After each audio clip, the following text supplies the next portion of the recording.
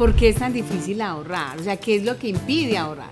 Claro, cuando estamos diciendo que alguien se está ganando 600, 700, 800 mil pesos mensuales, es casi que, yo diría, irrespetuoso decirle, venga, es que usted tiene que ahorrar. Pues, ¿ahorrar de dónde? Sí. Cuando hablamos incluso de pueblos indígenas, hay una cosmovisión distinta frente al manejo del dinero como lo tenemos. Tal vez las personas mestizas, en fin, muchas personas tuvieron que abrir sus cuentas de ahorro o sus depósitos de bajo monto. Ahora el reto está en que las personas en realidad empiecen a utilizarlos como mecanismos de ahorro. O sea, se ve necesario implementar esa educación financiera. Claro.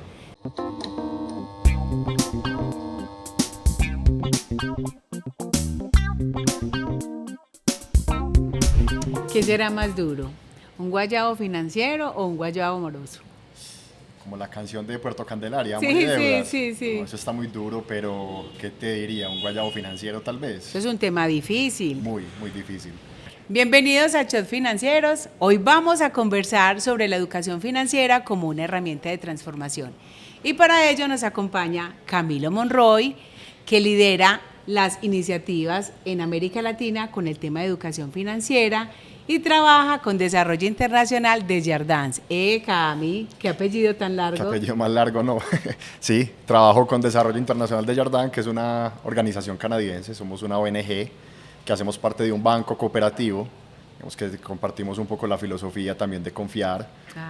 Somos un banco cooperativo, particularmente en la provincia de Quebec, y venimos trabajando ya desde hace varios años aquí en América Latina. Cami, cuéntanos un poquito acerca de esa experiencia, porque bueno, visitar tantas culturas, uno dice, bueno, somos latinos, pero todos tenemos unas formas diferentes de educarnos, lo que traemos de nuestros ancestros, y en el tema de educación financiera yo creo que hay cosas muy especiales. Sí, total, además porque tenemos una relación distinta con el dinero. Cuando hablamos incluso de pueblos indígenas hay una cosmovisión distinta frente al manejo del dinero como lo tenemos tal vez las personas mestizas, en fin. Con DID, Desarrollo Internacional de Jardins, venimos trabajando desde 1970 en América Latina, en Asia y en África, particularmente con poblaciones vulnerables, acompañándolos en procesos de inclusión financiera. Aquí en Colombia llevamos un poco más de 10 años trabajando particularmente con pequeños productores rurales, con mujeres y jóvenes rurales, con distintos proyectos, como con dos puntos de vista.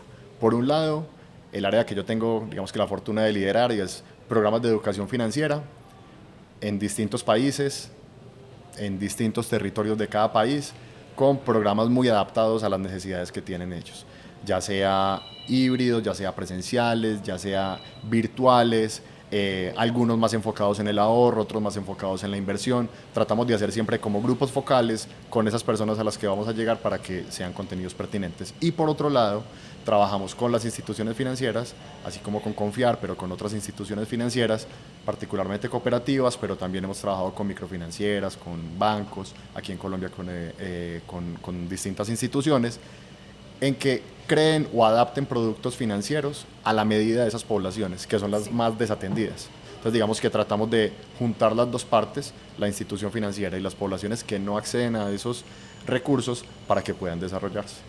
Cami, y bueno, con esa trayectoria, ¿qué puedes rescatar ahí? O sea, esa experiencia o ese pueblo, esa comunidad que vos digas, Adriana, estos tienen unos hábitos especiales, o les hemos visto un avance tremendo, o que son más receptivos.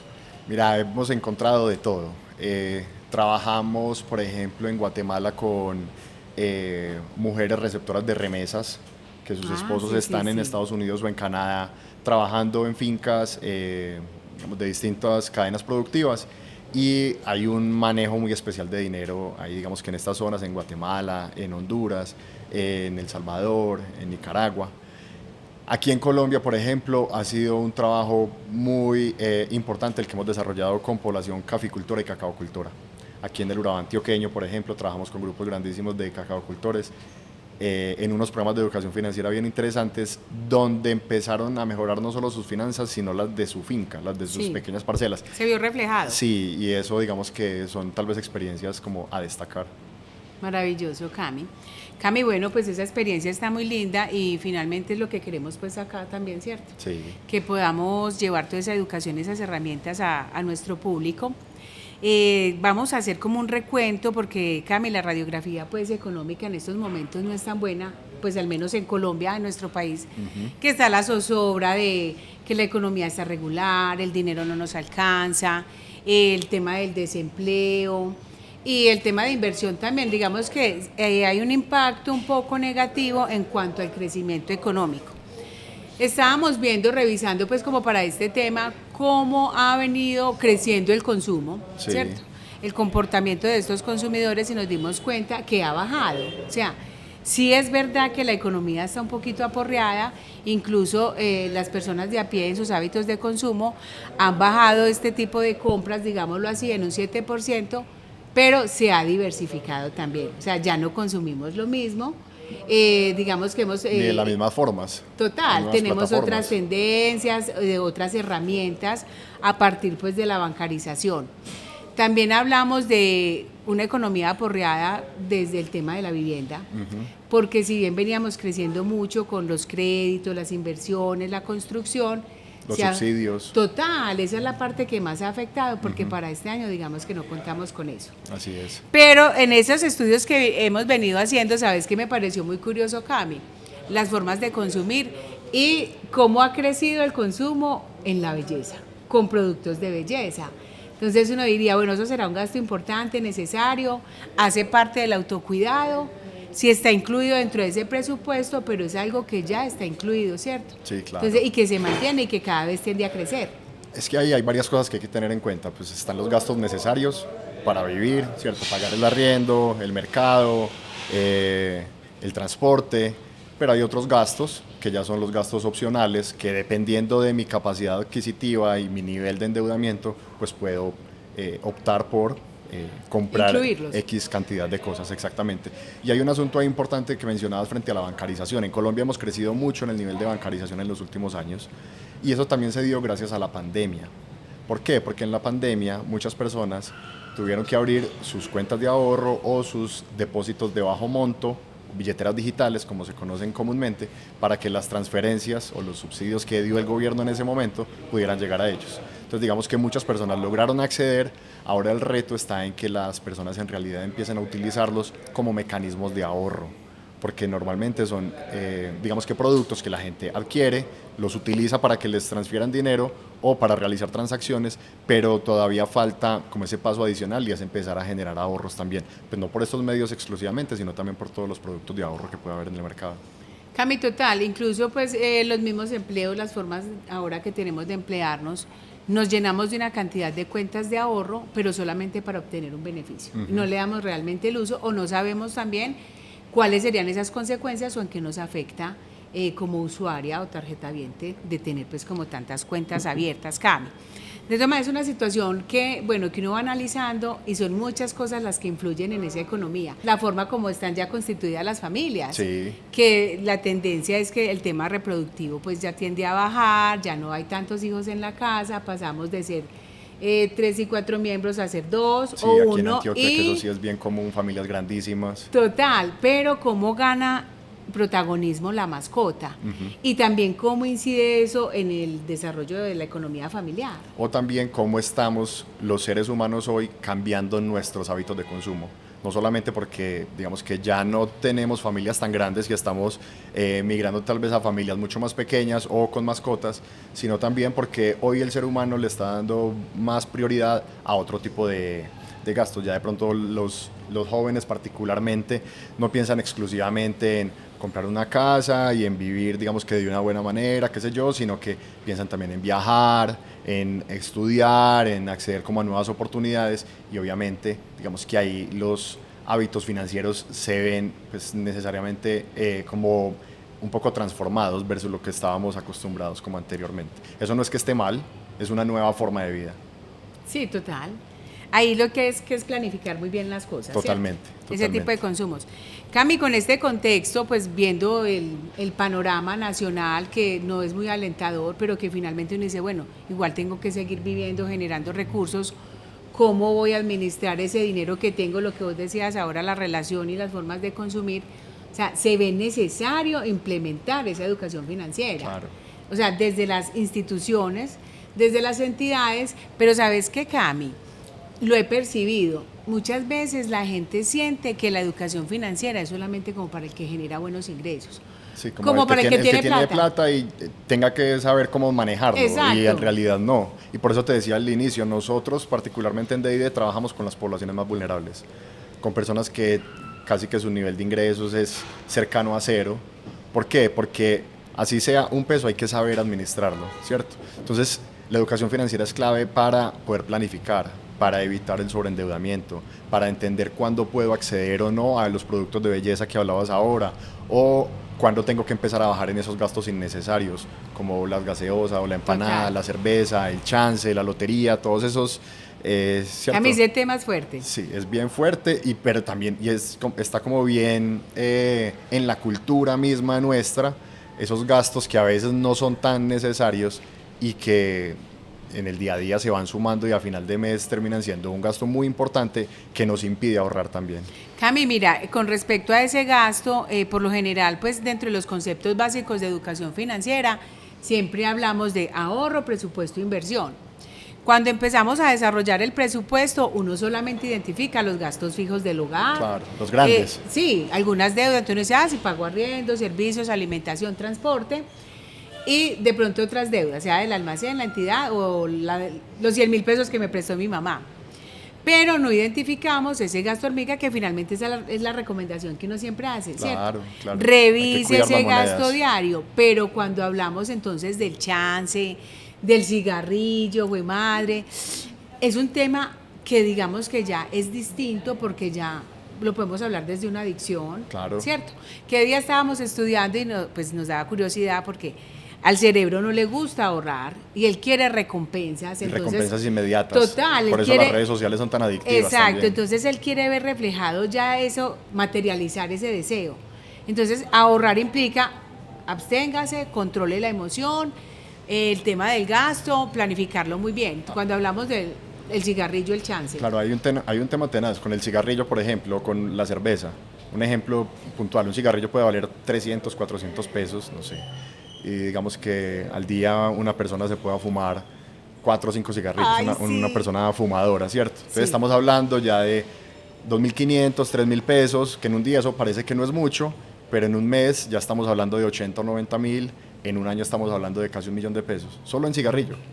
1 millón de pesos con eso nos vamos a pasear, ¿cierto? O con eso podemos salir de deudas, pero a veces, como son gastos tan pequeños, o una cerveza, 2.500, 3.000 pesos al día, uno dice, no, eso no es mucha plata, pero cuando uno ya hace la sumatoria en el año, es una cantidad de recursos importante, que no estoy diciendo que eso hay que dejar de hacerlo, porque tampoco se trata de evitar esas cosas que posiblemente nos dan alguna satisfacción, pero es de hacerlo de manera responsable. Sí, es pues tenerlo al menos presente, identificarlo, porque se nos vuelve un gasto fantasma. Así es. O sea, planifico mis gastos, los identifico, pero en el presupuesto no está la cajetilla de cigarrillos. Claro, hay momentos, Adri, te cuento, donde hemos hecho talleres de educación financiera con distintos grupos y dicen, yo me gano X cantidad de dinero al mes y empiezan a hacer sus gastos. Sí, claro. Yo me gasto tanto en arriendo, tanto en alimentación y supuestamente a fin de mes les quedan 300.000 pesos. ¿Y dónde libres. están? ¿Dónde están? No sé, claro, no sé, es porque esos 300.000 se empiezan a ir en esas cosas que no apuntamos, por eso llevar el registro de las cuentas es tan importante. Bueno, Cami, pues ahí vamos identificando, ¿cierto? Esos gasticos que uno no los ve, pero entonces, ¿qué hacer? O sea, ¿qué hacer para implementar ese hábito? O bueno, ya pues teniendo en cuenta tu experiencia, ¿por qué es tan difícil ahorrar? O sea, ¿qué es lo que impide ahorrar? Pues digamos que esa respuesta esa pregunta puede tener múltiples respuestas. La primera es que hay que tener en cuenta que en Colombia casi la mitad de la población vive con menos de un salario mínimo. Pucha, es decir, es fuerte. Entonces, claro, cuando estamos diciendo que alguien se está ganando 600, 700, 800.000 pesos mensuales, es casi que, yo diría, irrespetuoso decirle, venga, es que usted tiene que ahorrar. Pues, ¿ahorrar de dónde? Si tengo que pagar el mercado, tengo que pagar el transporte, tengo que pagar el arriendo, es imposible ahorrar en muchas ocasiones. Pero claro, también es importante empezar a generar esa conciencia. Hay como varios niveles de los que nosotros hablamos y el primer nivel es como la sensibilización de decir, ok, yo no me gano mucho dinero, pero de pronto sí me estoy gastando unos pesitos en X cosas que de pronto no necesito. Venga, tal vez en este momento es bueno empezar a dejar esas cosas de lado y ahí empezar a generar un ahorro, así sea bajo, porque el ahorro termina siendo también un hábito, ¿cierto? Total. Un hábito que no estamos hablando de grandes sumas de dinero, sino en la medida de lo posible, pues que tengamos, digamos que la posibilidad de ahorrar. Cami, le preguntamos a la gente, fuimos a la calle, les preguntamos si se prestarían dinero a sí mismos. Gran pregunta. Tremenda, muy tremenda. Y mira lo que nos respondieron. A ver. Sí, creo que soy muy buena paga y me gustaría que Confiar me preste plata. Soy muy responsable con todas mis deudas, todo muy puntual. Aparte pues de lo que yo gano, yo sé hasta qué punto me puedo endeudar y puedo responder pues por esa deuda. Sin pasar pues mi límite como del salario que gano y los ingresos que tenga por fuera del salario mínimo. Oiga, interesantes las respuestas. La gente se tiene mucha confían en sí mismos y se conocen, según las respuestas. Dicen que son juiciosos con sus hábitos financieros y bueno, ojalá así sea, porque no siempre uno tiene una capacidad de decir, si yo conociera a alguien como yo con mi nivel de endeudamiento y le prestaría plata a una persona así. Pero bueno, estuvo interesante el ejercicio.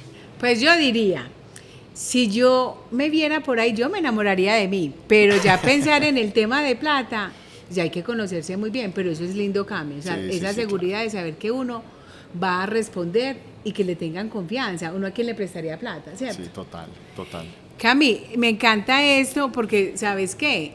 Mira la chica que dice que le gustaría que Confiar le prestara plata, linda, y voy a aprovechar por la intervención de ella para contar que en estos momentos Confiar viene súper bien, ¿cierto? Teniendo en cuenta este panorama económico que es desalentador, que uno dice que todo está costoso, mira lo que tú nos dices pues de los ingresos que perciben la mayoría de los colombianos. Puedo decir que en estos momentos nuestros ahorradores y asociados tienen un buen hábito de pago y se han sostenido los CDTs, o sea, al principio de año un impulso, claro, como todo al inicio del año, que uno dice, voy a cumplir mi propósito. Las metas del 31 de diciembre. Las metas, entonces voy a estudiar inglés, voy a ir al gimnasio, pero aquí se está ahorrando y se está cumpliendo, ¿cierto? Los ahorros programados, que me parecen geniales para fortalecer ese hábito del ahorro que muchas veces no lo tenemos. Hay personas que les cuesta llenar una alcancía o ir a la entidad a hacer ese pago del ahorro, entonces también lo podemos tener por descuento de nómina. Y son ahorros que se sostienen, o sea, hay voluntad.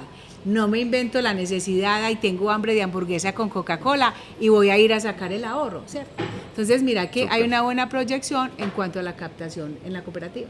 Qué bueno, porque no son los mismos datos que se ven en el país. Pues que el ahorro no es que sea un hábito que las personas lo tengan tan, digamos que en el día a día, infortunadamente, o por lo menos no en las instituciones financieras. Entonces, bueno, un aplauso ahí para Confiar. Total, Cami, porque mira que pues los datos que nos dicen acá de la Superintendencia Financiera, el ahorro a nivel nacional tiene un aporte en el Producto Interno Bruto del 7.3 y viene decreciendo. Sí, entonces para la cooperativa es alentador, si bien decrece a nivel nacional, pues nosotros estamos súper bien. Entonces, bueno, esto nos da también a nosotros luces para pensarnos qué educación quiere nuestra base social, qué les podemos llevar. Incluso no solo la base social, Adri, yo creo que ahí las instituciones financieras tienen un reto, y es que es llegarle a nuevas poblaciones. La educación financiera tiene que ser una herramienta incluso para captar nuevos asociados.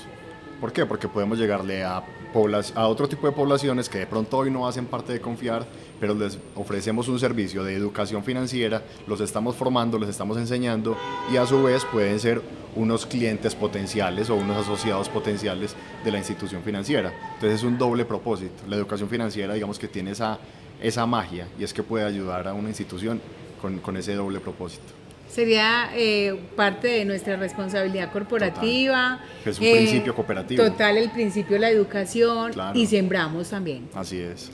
Cami, voy a aprovechar este espacio, pues ya que hablamos ahorita del chance, hablamos de no dejar también las finanzas como a la suerte, porque eso es muy común, y más cuando no estamos educados en educación financiera y que somos de las excusas, porque finalmente las excusas nos salvan. Cuando uno dice, si Dios quiere, vamos a ver, soy comprador compulsivo, es que me dejo llevar, no sé decir no, sí. Me da pena, porque hay muchos consumos por pena.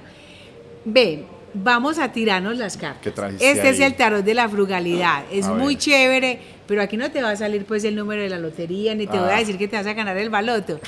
Pero este tarot es muy Eso chévere, no pasa.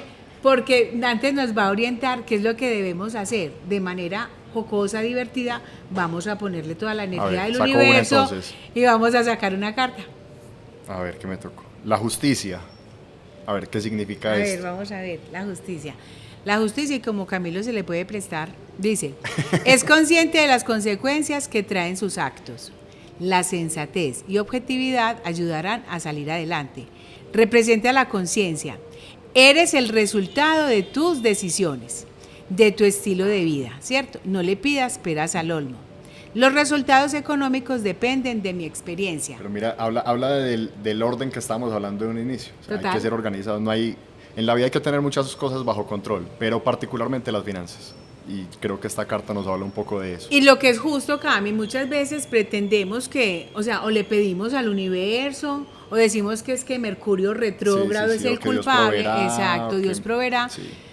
Pero finalmente no reconocemos que yo soy el resultado de las decisiones que he tomado. Entonces, este es el momento también como para replantear, aprender, crecer y modificar esos hábitos que de pronto no me están ayudando tanto a proyectarme como me quiero ver. Así es. Económicamente, en el campo familiar, espiritual, en fin, es general.